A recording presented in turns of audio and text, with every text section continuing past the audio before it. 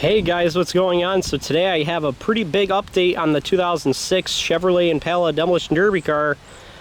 Quite a bit has changed on this thing since you guys last saw it. Honestly, I don't even remember much of what we did in the last video other than just talk about where this thing might be going or some little tips and tricks with this thing. So, obviously I've gotten to the wiring a little bit on this thing. And honestly, these Impalas are pretty nice for wiring wise. They're not hard at all. And honestly, I might not do much more to this thing as far as wiring goes.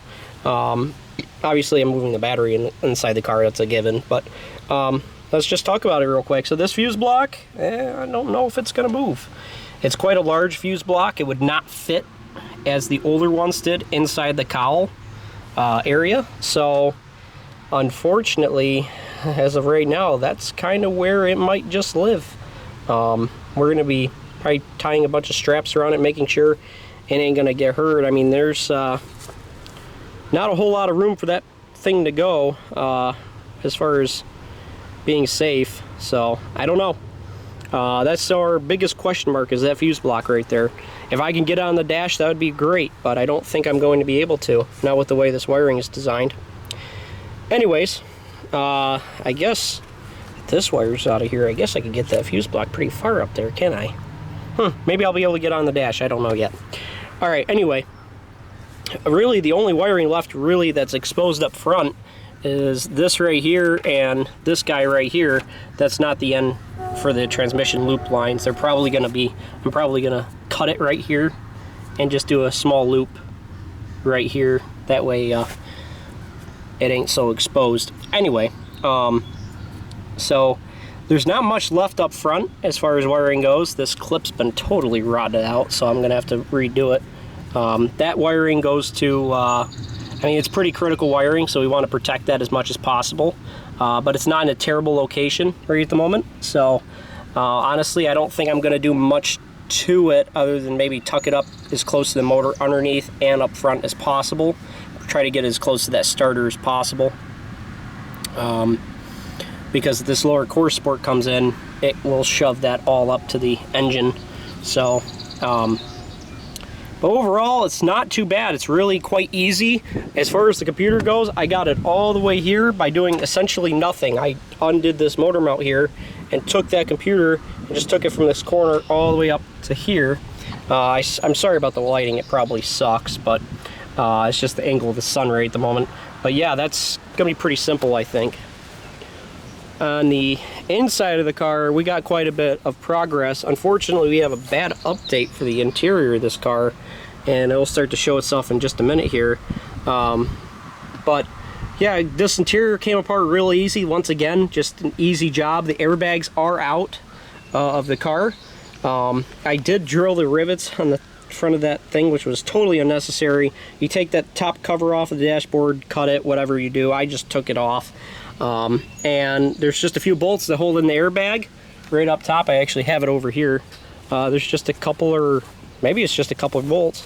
I think there's a bolt here, a bolt there, and maybe, yeah, it looks like there was a bolt right there. And that's pretty much it. It's relatively simple to get out of there. The driver's airbag popped out nice and easy for me as well. Back, I mean, everything just came apart nicely. So definitely a little bit easier than the older W bodies, just because of the fact that they have less of different sizes. Mostly it's just it's mostly 10 millimeter and 13 millimeter and 15.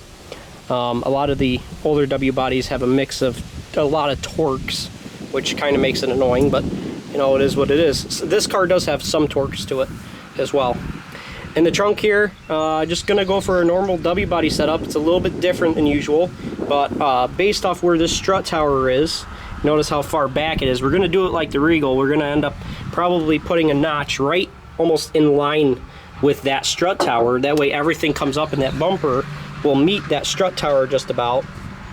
And we'll do the same spot on the other side, and then maybe another notch after that. I'm not sure yet on that. Like I said, I'm not exactly sure exactly how I want to set up the trunk on this, but as long as we can get it to go up, that's going to be great news. I'm also not sure about what we're going to be doing about the trunk lid. That trunk lid might go by. Now a little bit for the bad part. Well, let's just stand here and take a look. Do you guys see it yet? Do you see it now? And some people are screaming, yeah, I can freaking see it. How about that rot? How about that rot? Yeah. Not good. Not good. So basically from all the way back to the where this comes up, all the way up to about right there is totally rotten. So what's that going to do in the Derby? Well, good question. It might not move at all, but I have a feeling, and I'm gonna get in it. Basically what's gonna happen, I think, is once this back end comes in enough, I think instead of, when it gets real stiff, instead of bending, it might kick out the strut towers and stuff like that, do that normal stuff. But once it really starts to get tight, it's gonna blow out right in this area right here. That's my guess, either right here or right there. My guess is somewhere in this area. And that floor, if you step on it, is already trying to fall out of the car. This area is also very rotten. Right through there. But luckily it's got this little like at least it's braced from here all the way around here, and the front's fine. I mean, that ain't gonna move, it's fine, but it's really this back half that's gonna be moving. I think maybe it would bend there. That'd be a weird place for it to bend. Unfortunately, it's also slightly rotten on my side of the car where the driver's seat is. Not quite as rotten, thankfully, so that means my seat's probably going to be just fine. My seat might actually help support the floor. I'm not going to put the passenger seat back in, as far as I know. If I do, that would kind of suck, because it's been sitting out in the rain and stuff. But the strut towers aren't too bad where they seam to the body. It's not terrible. No visible holes or anything like that. It's definitely going to be a little softer. This car is going to be quite a bit softer than I thought it would be. And honestly, at first I thought these Impalas looked pretty impressive with those pillars, but honestly, the more I look, I just see, is it really much different than the Luminas? No, not really. I mean, there's quite a bit more, you know, there's a bit more metal there reinforcing, but really it's not that much different, and I really don't think this car is going to be any tougher than what my Lumina was. If not, it's going to be a little bit weaker because of the rot. So, I mean, the frame's fine, but like I said, this entire thing is going to offer some support, and it's going to bend right through here. I wouldn't be surprised to see this door bend as well. But we'll see. I mean, it's all going to come down to the shots we're taking. This is the part of the car I'm going to use too. That's the worst part about it, is I'm going to be using the crap out of this back end. I'm really going to try to save on the front, because I already know that these front frames aren't as tough as the older W bodies, but we're going to be putting that to the test, and we're also going to be putting this aluminum subframe to the test. I know a lot of people who do not like this aluminum. I mean, I don't think any Derby guy really likes this aluminum subframe. I would prefer it to be steel. Do I think it's going to be really any tougher than the Buick Century subframe? Not really. With the way mine bent, it bent like a tin can. So I think they just were bad design. But these subframes, I've seen them do well, and I've seen them do really crappy. So it's just going to come down to shots, how hard, if this thing decides to bend, or if it decides to snap. These earlier Impalas, I've noticed, do like to snap more.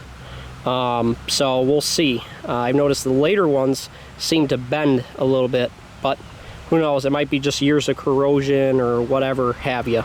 So I don't know. And yes, corrosion does affect aluminum. Over time, it'll become a little bit less. I believe it actually becomes more brittle as time goes on. So I don't know if that's true or not. I might be just talking out my butt there, but it seems that way. Anyway, the subframe, or the unibody frame, is not bad, but we'll see. At least I don't think it's bad. I guess we're going to find out. What are we going to be putting this for a bumper? I have no idea. I still don't know where this car is even running yet. I'm thinking, and don't hold me to it, either Lewis or Boonville, Lewis County Fair or Boonville. But I found out not too long ago that Boonville and Madison County Fair are back-to-back days. So that's really going to make that a headache, and it's already late June. So everything's starting to come pretty darn quick. It's going to be mid to late June that a bunch of derbies are going to happen all at the same time. It's going to be hectic around here if we do decide to get this car ready for those demolition derbies. This thing's not going to Herkimer, I can tell you that. Now with the crapshoot that happened in May, it was, I mean, it showed in the ring, but it also really was behind the scenes. I thought it couldn't get worse, but it got worse. So I wouldn't be surprised if a very small amount of cars showed up for Herkimer's demolition derby period, or their September demolition derby. If they keep doing the same thing they're doing now, there might be no show in September, which they were planning on doing. Anyway, God, I'm ranting again. We got quite a bit more stripping to do, but once that's all done, we're gonna be doing glass. Cage is coming in soon. Wiring wise, there's not that much to do, but I'm gonna see what I can do about this fuse block. This is the car to experiment on. This is my experimentation car right here.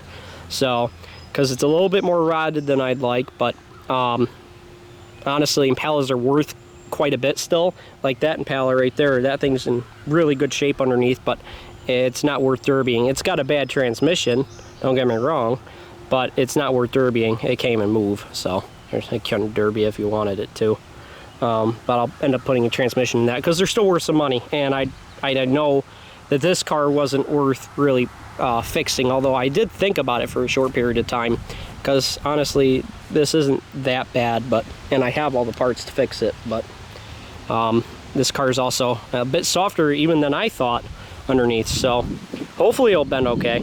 So alright, I'm done ranting. Thank you guys so much for watching. I appreciate if you stuck out this far, I really do, and for what my boring talks and stuff like that. So stay tuned, there's a lot more content coming. Hopefully we're going to be starting to speed up on content releases, so stay tuned, like, comment, subscribe, and I'll see you guys in the next video. Bye bye everybody.